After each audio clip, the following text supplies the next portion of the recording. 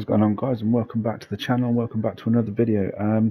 Yeah, a little bit different this time from previous videos. I have a new formation. Obviously that's a given why you're here, but I'm using three separate teams. So I'm using a gold team, I'm using a special team, and I'm using basically my number one team, which is what you're seeing in front of you. So anyway, let's just jump straight into what I've done. So no, we won't. I'll show you the teams that I was using. So yeah, this was my number one team that I was using, and then we obviously have my gold team, which is this one here, and then we have my special teams. Now special teams is anything from team of the weeks, you know, thunderstruck cards, you know, so you can see where I'm going with this. So yeah, special teams. So basically everything is the same across all three teams. I'm using the 4-1-2-1-2 wide. We're going to have it on balance 55, 66, balance, direct passing, 45 width, 7 players in the box, 3 from corners, 1 from free kicks, and we are doing that across each team that I've built. And just to show you, that was the specials, so we'll just go back to the gold ones, just so you can see that I'm not fibbing you guys or anything. I don't even know how to play this game half the time, it's crazy. So yeah, 4-1-2-1-2, there you go. You can see it's exactly the same as what I've just said. The instructions will be exactly the same. The only difference being is I'm using 3 different teams. Now I'm doing this in FUTChamps, just to kind of prove a point on if you have your setup right. Players obviously don't really matter too much. Obviously you can see my gold team, I'm using quite a lot of the meta golds, if you like. So you know, we've got Rudiger, we've got Mendy, we've got De Jong, we've got Haaland, you know, we've got Salah, etc. So you can see that across the board of what I'm trying to achieve here. So yeah, you're going to see the FUTChamps gameplay. I stopped at 14 wins this weekend purely because I was coming across some right sweats and I didn't have the patience for it this time, and it's the last weekend league until the new season anyway, so I wasn't too concerned. And plus the promo isn't that great, so I'm not too fussed about packing any decent players because I've got a few anyway. So yeah, please watch the weekend league gameplay. You're going to see the different teams, you're going to see how they play compared to each other, and I think, if I'm honest, my gold team was my favourite team. Don't ask me why, but you're seeing the gameplay. It was really good. And then yeah, at the end of that, guys, we'll jump in and we'll show the instructions. So the squad right now is my full icon squad. It's not my go-to team, but it's my full icon squad that you're seeing. I play a few games with this squad, as I've already explained how I'm doing it this time around, but I just wanted to show you how the game kind of builds up from the back to the front. You can see here we get a little bit unlucky by hitting the post. Then on the rebound, the keeper manages to save it, but you can see that's my left back in the box right there. And then from the corner, just play it outside the box like we always do. There's always somebody out there, and then you finesse and boom. But yeah, I mean, again, you can see here we're quite spread out. We're using that close control. We're also using the ball roll to change direction as well, which is probably the most overpowered skill move you have in your arsenal. In my opinion, there's 2 skill moves. There's 2 moves. The first one is the ball roll, which is used with your right stick.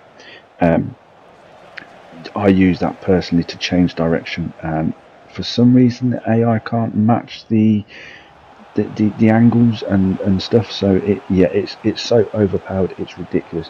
You've probably come across it hundreds of times, but it is a must. I do still see people not using it, so I'm just reminding you guys to definitely use that ball roll, especially when you want to change direction. I've got some really good examples in this gameplay on how I use the ball roll, and also some really good examples on using the boost sprint, if you like, where you double tap sprint or flick the right stick twice in the direction you want to move into. 9 times out of 10 you can get away from an attacker. You can draw in a foul. Again, it's another move that I don't see utilised a lot of, and again, I'm just reminding you guys, you know, the ball roll is the number 1 skill move to use, and the second one will be the double sprint or the boost sprint. Yeah, that is a must. So yeah, you'll see some examples throughout this gameplay. But we're now on the gold team. You can probably tell. No, we're not on the gold team. We are still on the. We're still on my number one team. Sorry about that. I need to get my. But now we're on the gold team. This is the gold team, and this is the team I found so much fun. I was scoring so many goals with this, but you'll see in a second. You know, you got that. There you go. That's a prime example of that. Ball roll there. Ball roll. Change direction. The defender literally passes me by. You can use it in an attacking sense, or you can use it in a defending sense. Just it is a must. Just remember that when you're playing this game, that ball roll is 100% a must, especially if you want to change direction quickly. But yeah, this goal team was really fun to use. I've forgotten how fun, you know, the non-special players were to use. To be honest, I've gone back to using Salah again over my George Best and over my Garrincha, which is with again ball roll there to change direction, pass the ball, hit the cam, it's a goal. Yeah, so I'm not telling people to go out and get rid of their players or anything like that. No. I'm just saying that. Have you ever played a squad battles game where you find that you might be coming up with just like a common team, a common gold team, for example, but they're really hard to break down until you get that first goal or that second goal, and then it becomes a little bit easier. That isn't. Yeah, okay. A lot of the difficulty does play a part in that, but it's the way your opponent has that team specifically set up with the custom tactics and the custom instructions. So this is why I say this guy kind of gave up when I scored 4 goals and brought his keeper up, then quits. Don't know why. Weird. Yeah. So, like I say, you get it set up correctly. It makes your life a little bit easier. Now we're on to the specials. I don't know if you guys remember a few FIFAs ago, people were saying too many specials in your squad would cause an issue. But there's that ball roll again. You know, I've tried all different scenarios. I've tried bronze benching. I've tried keeping the overall low. I've tried pure gold. I've tried a mixture of. I've not found a common ground with any of this. I haven't found a single thing that says, oh, works better than that. For me, getting your team set up correctly with the custom tactics and instructions is by far the number one thing you should be looking at. Then you can start looking at the individual players that you're going to put in the individual positions. You know, I mean, as I'm a massive Roberto Carlos fan in real life. However, in this game, he's not as good as somebody like Havertz or Capdevere. That is a given. That is true. So it kind of puts me off a little bit using him. But you know, and it's like this Rivaldo I have is so much better than his other card because of the weak foot side of things. That makes a massive difference as well. So yeah, you know, you've got to look at the traits too, or the play styles. I mean, Salah, he has that finesse. You know, he very rarely misses, as you've seen already. So it is something to bear in mind. Once you've got that all set up, then you can start looking at players and things like that. But at the minute, your Havertz is probably your best left back in the game. I really like Kante at DM. You know, Salah as your right mid.